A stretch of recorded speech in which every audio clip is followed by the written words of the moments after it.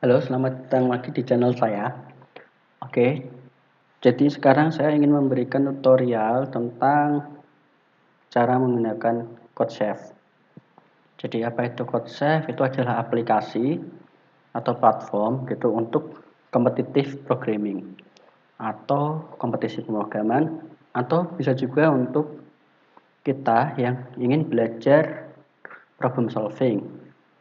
Nah, jadi melatih problem solving kita yang berkaitan dengan tentu saja pemrograman. Oke, jadi pertama buka codechef.com. Nanti kalau sudah ada username dan password bisa langsung login saja. Kalau belum ada, kita klik new user.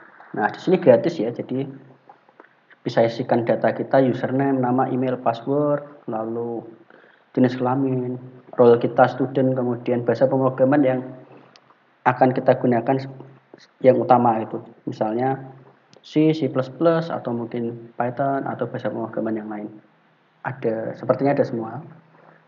Setelah kita daftar, nanti kita login. Nah, ini kira-kira halaman login kita di awal. Nah, jadi kalau yang belum pernah mencoba CodeChef, kita bisa code compile and run. Code compile and run. Nah, di sini nanti kita akan diberikan editor gratisan dari CodeChef ini. Kalian bisa langsung ngetikkan kode di sini, print hello world. Seperti ini misalnya. Ini bahasa pemrogramannya, ini bisa kita simpan sebagai template gitu. Lalu kita bisa run aplikasinya, program yang tadi kita buat. Kita tunggu beberapa saat, kemudian nanti akan muncul outputnya hello world ini, lalu ada statusnya itu successfully execute, date-nya juga, waktu execution time-nya 0,02 second, memori yang dibutuhkan 17,968 kilobyte. Nah, kalau ada inputnya, kita coba yang menggunakan input, misalnya n sama dengan input gitu, lalu kita print n. Nah, kita bisa tentang custom input, lalu kita berikan custom input kita, misalnya halo, lalu kita run. Nah, nanti tunggu beberapa saat juga akan muncul input halo, output halo, karena tadi kita mencoba mengoutputkan apa yang sudah kita input. Sama ya, seperti tadi ada statusnya. Oke, kalau ingin menggunakan standar main untuk di Python gitu misalnya, ya kita coba menggunakan main. Ada yang bilang mungkin ini tidak diperbolehkan karena itu kodenya panjang dan segala macam. Oh, bukan seperti itu. Jadi ini masih bisa digunakan karena pada dasarnya Python itu dia sudah ada atau dari kode compiler Python-nya itu sendiri ya, meskipun Python tidak compiler ya, dia pakai interpreter, itu dia sudah membubuhkan main. Jadi makanya kita tidak perlu menggunakan main, tidak masalah. Kalau mau cek ini name ini ketika kalian outputkan nanti outputnya pasti main. Jika ini adalah program yang kalian kehendaki sebagai main programnya. Oke, kita panggil main. Run, custom inputnya masih sama, halo. Oke, sama saja ya. Nah, berikutnya adalah kita coba ke level beginner. Nah, level beginner ini pada dasarnya itu hanya untuk anak-anak sekolah, itu bisa untuk anak-anak sekolah. Kalau universitas mungkin mulai dari isi, medium, hard, sampai peer. Bagaimana cara mencari? Ini kasus-kasusnya ya. Jadi di beginner itu ada banyak kasus name-nya, kode kasusnya, successful submission, dan akurasi.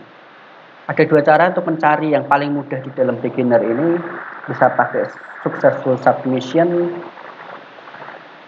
Jadi semakin tinggi successful submission artinya ada banyak orang yang juga dia berhasil menyelesaikan kasus ini. Cara yang kedua adalah akurasi. Jika akurasinya dari yang tertinggi ya, yang paling mudah. Kenapa yang paling mudah itu yang tertinggi? Karena ini diklik dulu, sorry.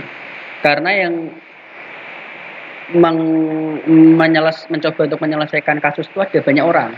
Lalu banyak orang tadi yang berhasil itu juga banyak lah dibandingkan yang tidak berhasil. Makanya akurasinya itu semakin tinggi di situ. Hasil perbandingannya berapa? 23, berarti kemungkinan besar ini yang paling mudah.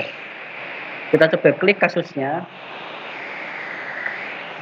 Mohon maaf, ini ada suara gemericik hujan. Tidak apa-apa ya. Oke, lanjutkan. Jadi di sini ada judulnya number mirror, kemudian problem code-nya start 001, lalu ada problem statement.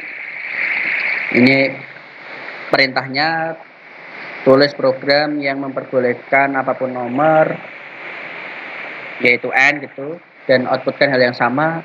Penjelasan lebih detail tentang input hanya bisa diterima satu baris integer aja, kemudian outputnya yang tadi kita inputkan.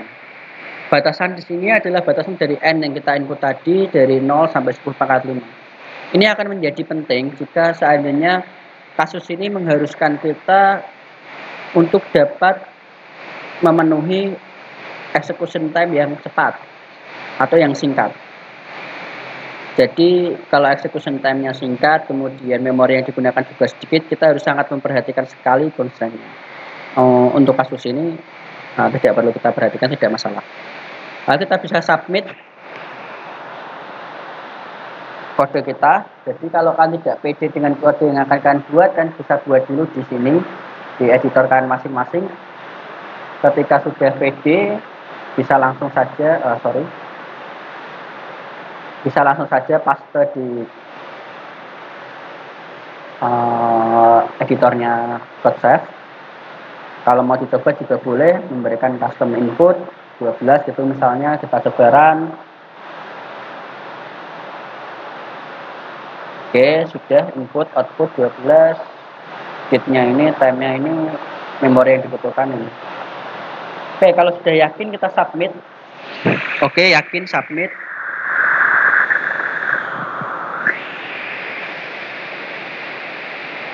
Nah, sudah. Di sini kalau berhasil nanti akan ada status warnanya hijau, artinya correct answer dengan waktu 0,01 second solusi kodenya ini. Nah, kalau ingin lihat detail solusi kodenya bisa dilihat. Jadi nanti ada 3 warna ya. Hijau itu berhasil, kalau merah itu gagal, entah kenapa, mungkin karena waktunya atau ada compiler error atau time limitnya itu kita melebihi, ya, itu merah. Kalau misalnya warnanya kuning, itu sebagian itu berhasil. Jadi yang menilai ini adalah mesin, atau kita sebut saja mesin yang menilai kode kita itu adalah autograder. Nah, autograder nanti akan mencoba beberapa macam inputan. Sebagian itu berhasil, tetapi sebagian yang lain itu tidak berhasil. Di sini bukan error, tetapi ya memang itu tidak bisa di cover sama autogradernya. Oke, jadi kembali ke sini yang tadi ya. Jadi kita bisa lihat semua submisinya, all submission. Nah, ini tadi akun saya itu berhasil. Ada beberapa teman yang lain, dan kita juga bisa melihat kode orang lain. Tapi ada baiknya kalau kita mencoba dulu. Kalau udah mentok, kita boleh mempelajari kode orang-orang lain. Jadi ada resultnya itu ada 5 status. Yang pertama itu centang, itu accepted, bisa diterima, itu benar. Kemudian time limit exceed, jadi waktunya itu melebihi batas waktu yang ditentukan. Buang answer itu jawabannya itu salah. Runtime error itu salah, itu yang mau answer tadi maksudnya adalah program berhasil dikompil dan di run, tetapi outputnya tidak seperti yang diharapkan. Kemudian runtime error itu adalah dikompil tidak masalah, di run itu jadi masalah, misalnya karena memorinya banyak atau dibagi dengan 0. Lalu yang paling parah adalah compilation error. Ini jelas karena kita sintaknya ada yang error, jadi kode tidak bisa bahasa pemrograman tidak bisa mengcompile kode kalian. Kalau mau mencoba yang lain, kita bisa pilih kasus yang lain seperti tadi, cara yang di awal gitu. Jadi mungkin itu saja tutorial singkat tentang penggunaan code safe untuk competitive programming atau latihan problem solving. Kan bisa coba di rumah. Oke, sampai jumpa di video berikutnya. Terima kasih.